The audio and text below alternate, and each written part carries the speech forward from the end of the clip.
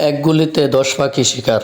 আমরা বলে থাকি এক গুলিতে 2 পাখি শিকার, কিন্তু এখানে যদি আসেন তাহলে এক গুলিতে 10 পাখি শিকারের মতো উপকার পেয়ে যাবেন। মানে এক কাজে আসবেন, 10 কাজের উপকার পেয়ে যাবেন। আসলে ভিডিওটি আরও আগে থেকেই করার দরকার ছিল। আপনারা ভিডিওটি আস্তে আস্তে দেখবেন। এলাকা আপনারা চিনে থাকবেন, কুমিল্লা জেলার চান্দিনা থানার মাদায় রোডে রসুলপুর এলাকার ভিতরে।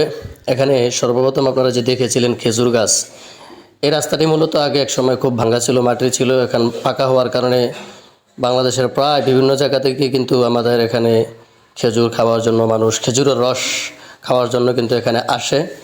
ঢাকা থেকে, এভাবে চাঁদপুর থেকে, ব্রাহ্মণবাড়িয়া, বিভিন্ন দেশের বিভিন্ন জায়গা থেকে আসে।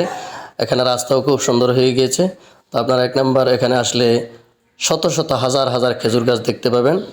খুব স্বল্প মূল্যে এখানে খাঁটি মানের খেজুরের রস খেতে পারবেন। 2 নম্বর আপনারা ভিডিওতে দেখে থাকবেন, যেখানে একটি সুন্দর রেস্তোরাঁ রয়েছে খোলা আকাশের নিচে, দেখতে অনেক সুন্দর, খাবারও খুব অনেক মজাদার। এখানে আসবেন, খাবেন।